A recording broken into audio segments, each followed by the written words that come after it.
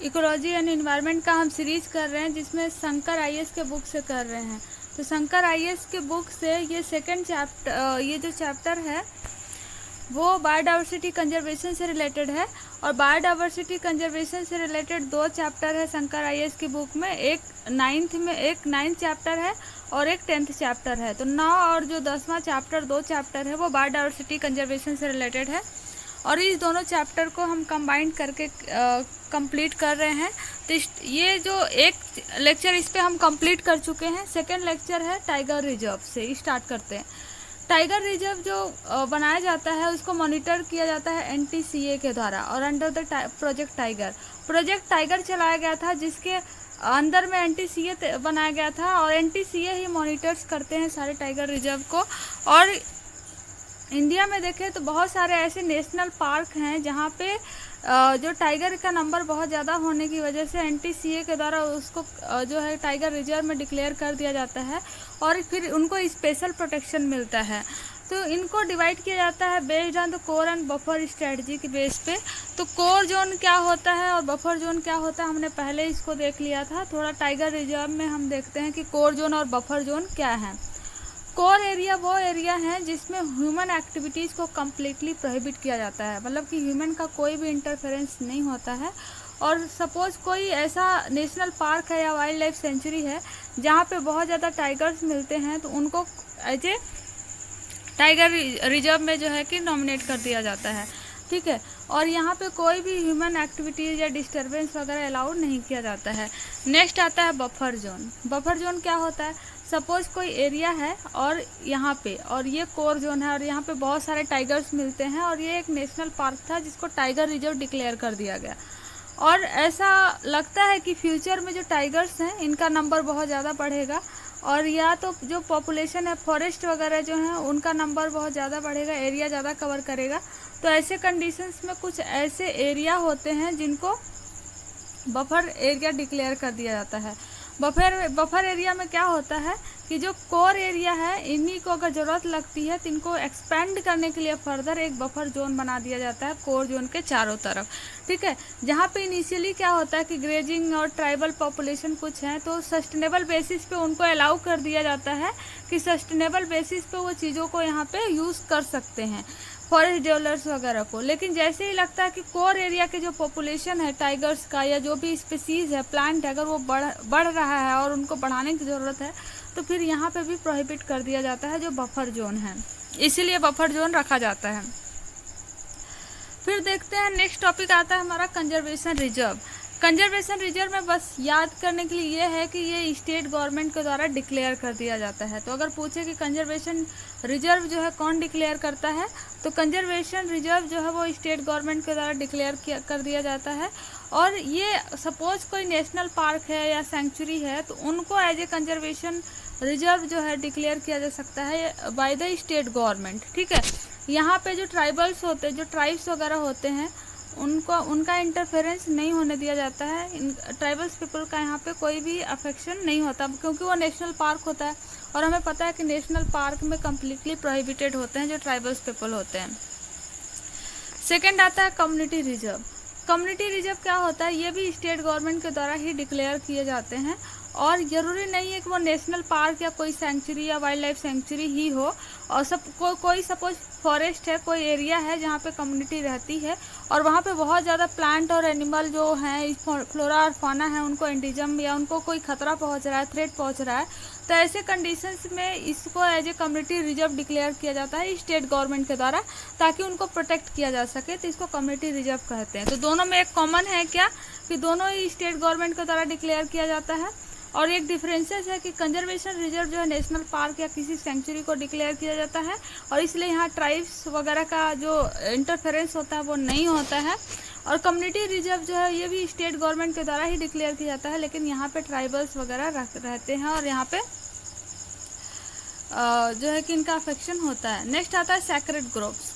Sacred groups क्या होता है कि जैसे बहुत सारे रिलीजियस कल्चरल ट्रेडिशन जो चीज़ें होती हैं, सपोज कोई फॉरेस्ट एरिया है, कोई रॉक एरिया है जहाँ पे लोग जो है कि कल्चरल अगर पॉइंट ऑफ व्यू से देखें काफ़ी रिच है और लोग उसको बहुत ज़्यादा फॉलो करते हैं as a religious point of view से अगर हम देखें। ठीक है। तो इनको अगर डिक्लेयर कर दिया जाए, अगर इस एरिया को प्रोटेक्ट करना है और इनको अगर डिक्लेयर कर दिया जाए कि कोई प्रोटेक्शन दे दिया जाए उनको, तो उनको सैक्रेड ग्रुप्स बोलते हैं, ग्रुप्स बोलते हैं। और ये सबसे ज़्यादा कहाँ पे मिलता है? खासी और जयंतिया हिल्स जो कि मेघालय में है, वहाँ पे मिलता है। अरावली हिल्स में अगर देखें राजस्थान में, और वेस्टर्न घाट में देखें कर्नाटका में और महाराष्ट्र में, ठीक है। और ऐसे ही मध्य प्रदेश के कुछ एरिया में सैक्रेड ग्रुप्स मिलते हैं। तो सैक्रेड ग्रुप्स आपको देखने को मिल जाएगा मेघालय, राजस्थान, कर्नाटका, महाराष्ट्र और मध्य प्रदेश, ठीक है। नेक्स्ट आता है topic in Situ conservation. In Situ conservation को हमने पहले ही कवर कर लिया है। ये इन सिटू कंजर्वेशन है। इन सिटू कंजर्वेशन में क्या होता है कि प्लांट और एनिमल को उनके जो ओरिजिनल प्लेस होता है वहाँ से हटा के किसी ऐसे प्लेस पे रख देते हैं जहाँ पे कि उनको पूरा जो इन सिटू जो जैसे जिस प्लेस पे रहते हैं उसी तरीके से इन्वायरमेंट उनको प्रोवाइड किया जाता है। तो इसका एग्जाम्पल देखें, जूलॉजिकल पार्क हो गया। अगर जूलॉजिकल पार्क में जू में घूमने जाओ तो देखने को मिलता है कि ऐसे ऐसे एनिमल रखे जाते हैं जो कि वहाँ पे नहीं होते हैं, कहीं से उठा के लाए जाते हैं उनको।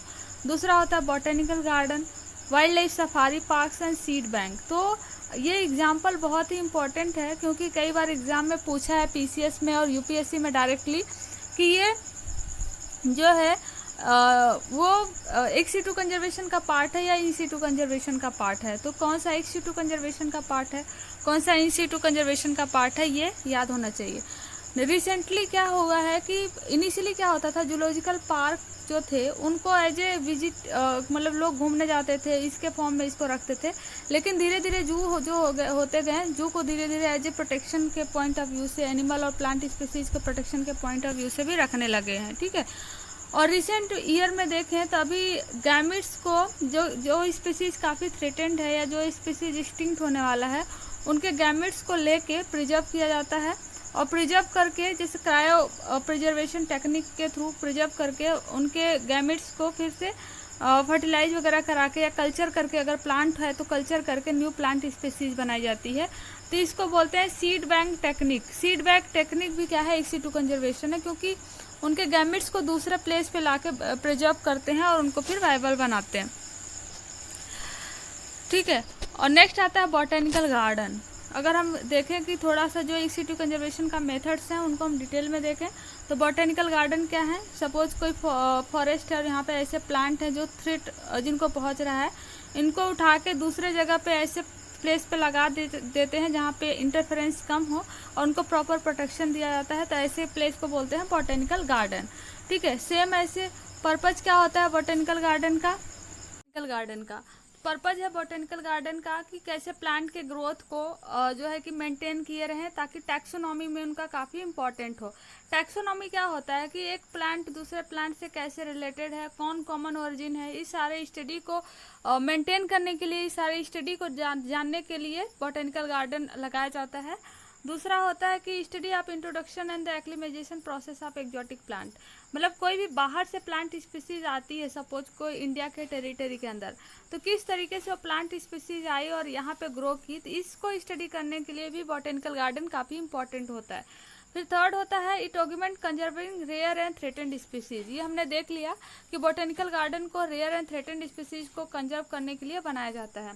सेम जिस तरीके से प्लांट को कंजर्व किया जाता है ऐसे ही एनिमल को कंजर्व किया जाता है, तो उसको जूलॉजिकल पार्क या जू बोलते हैं। तो जूलॉजिकल पार्क जो इनिशियली बनाया गया था, हमने देखा कि एक कोई लाइसेंस बेस पे नहीं होता था, ऐसे इंटरटेनमेंट के बेस पे जूलॉजिकल पार्क बनाते थे, लोग वहाँ घूमने जाते थे। लेकिन धीरे धीरे इसको ट्रांसफ़र कर दिया गया वाइल्ड लाइफ कंजर्वेशन में और इन्वायरमेंटल कंजर्वेशन में और एजुकेशन में, ठीक है। तो ये zoological park and botanical garden के इम्पोर्टेंस हैं। नेक्स्ट हम देखते हैं एक क्वेश्चन को। क्वेश्चन है which of the following is not site for in Situ conservation of the flora. कौन सा इन सिटू कंजर्वेशन नहीं है। तो हमने जैसे देखा कि मैंने बोला था कि एग्जाम्पल्स याद रहे, काफ़ी इंपॉर्टेंट होते हैं, डायरेक्टली सवाल पूछ लेता है। तो कौन सा नहीं है इन सिटू का देखते हैं। पहला है बायोस्फीयर रिजर्व। बायोस्फीयर रिजर्व बहुत बड़ा होता है तो उसको किसी अन्य प्लेस पे ले जाना मुश्किल है, तो पहला इनकरेक्ट होगा। पी बोल रहे हैं कौन सा नॉट नहीं है। सेकंड है बॉटेनिकल गार्डन। बॉटेनिकल गार्डन हमने अभी देखा कि बॉटेनिकल गार्डन दूसरे प्लेस पे ले जाके गार्डन लगाए जाते हैं, तो ये एक टाइप है इन सिटू कंजर्वेशन का, तो ऑप्शन बी जो है करेक्ट है, ठीक है। नेक्स्ट जो टॉपिक है बहुत ही इम्पोर्टेंट है, जिसमें कुछ कुछ फैक्ट जो याद रखने के लिए चीज़ हैं कि जो टाइम के साथ जैसे हमने देखा कि डिफॉरेस्टेशन वगैरह हो रहा है, प्लांट वगैरह काटे जाते हैं, तो इसी सब को रोकने के लिए कई सारे मूवमेंट भी स्टार्ट किए गए हुए हैं। तो ये हिस्टोरिक मूवमेंट जो बायोडाइवर्सिटी को कंजर्व करने के लिए स्टार्ट किए गए हैं काफ़ी इम्पोर्टेंट है। पहला है चिपको मूवमेंट।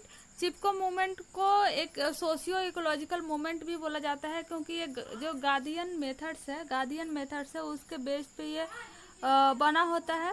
इसमें नॉन वायलेंट होता है, नॉन वायलेंट तरीके से ये पेड़ को जाके लोग हक करते हैं, उसको फॉल होने से या कटने से रोकते हैं। तो चिपको आंदोलन, मॉडर्न चिपको मूवमेंट स्टार्ट हुआ था 1970 में, जो घरवाल हिमालय वाला रीजन है उत्तराखंड में, वहाँ से। ठीक है, और उसके बाद अगर हम देखें कि ओरिजिनल चिपको आंदोलन कब से स्टार्ट हुआ था, तो ओरिजिनल चिपको आंदोलन स्टार्ट हुआ था विलेज खेरजली करके जोधपुर डिस्ट्रिक्ट में 1730 AD में।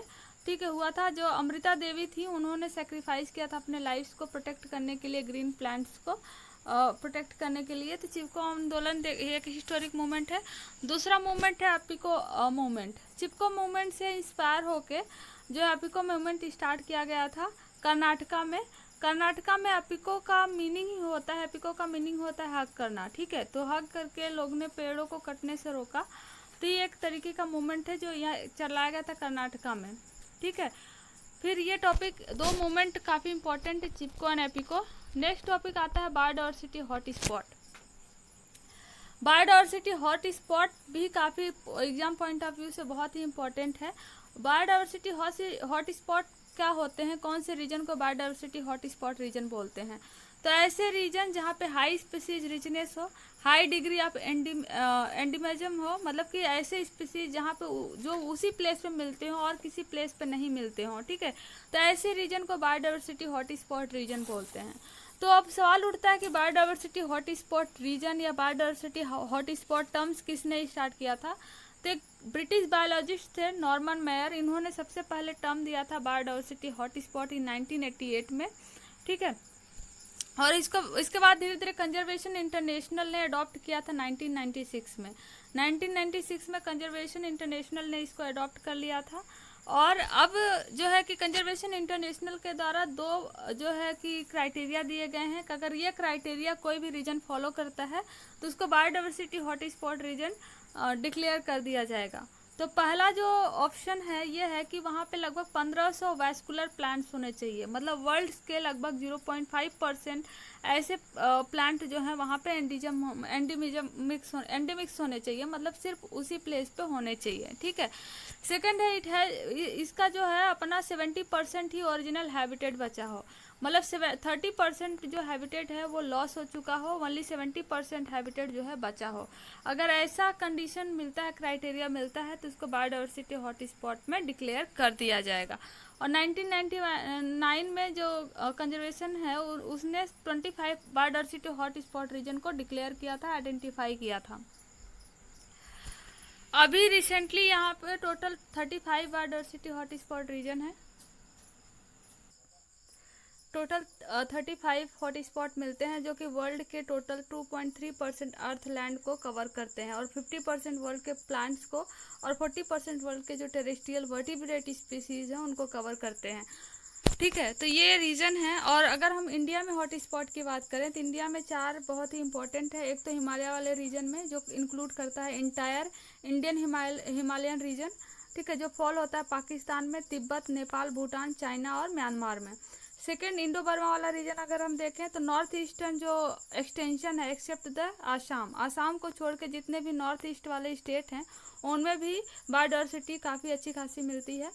थर्ड है जो सुंडा लैंड्स हैं, जैसे कि जिनमें निकोबार जो ग्रुप आइलैंड है वो आते हैं, जिसमें इंडोनेशिया, मलेशिया, सिंगापुर, ब्रुनेई और फिलीपींस के भी आते हैं।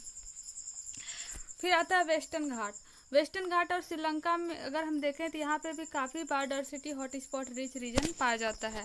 तो ये एक नेक्स्ट क्वेश्चन है जो कि 2010 में पूछा गया था, इसको हम सॉल्व करते हैं। है कंसीडर द फॉलोइंग स्टेटमेंट। पहला है biodiversity hot spot are located only the tropical region. Second है India has 4 biodiversity hot spot, that is the eastern Himalayas, western Himalayas, western Ghat and Andaman and Nicobar island. ठीक है, तो ये जो दोनों ऑप्शन यहाँ पे इनकरेक्ट हैं क्योंकि सिर्फ ट्रॉपिकल ट्रॉपिकल रीजन में नहीं पाए जाते हैं। हमने देखा कि हिमालयन रीजन में भी हॉट स्पॉट मिलता है। तो पहला का इनकरेक्ट है, सेकंड भी इनकरेक्ट है, क्योंकि अंडमान और निकोबार वाले आइलैंड पे सिर्फ नहीं मिलता है, बल्कि निकोबार वाला आइलैंड है जो हमने देखा कि जो Brunei, Philippines, Laos, Malaysia, Singapore वाला जो रीजन है वहाँ पे भी मिलता है। तो ऑप्शन यहाँ पे डी करेक्ट है, नाइदर 1 एंड नॉट 2। नेक्स्ट आता है world heritage site. World heritage site में अगर हम देखें तो बहुत सारे इंडिया के जो काफ़ी नेशनल पार्क वगैरह हैं वो उनको वर्ल्ड हेरिटेज साइट में, UNESCO world heritage site list में रखा गया हुआ है। तो यहाँ पे हम इसके बारे में डिटेल में नहीं पढ़ेंगे, लेकिन यूनेस्को वर्ल्ड हेरिटेज साइट को 1972 में अडॉप्ट किया गया था, जबकि इन्फोर्समेंट में आया था 1975 में।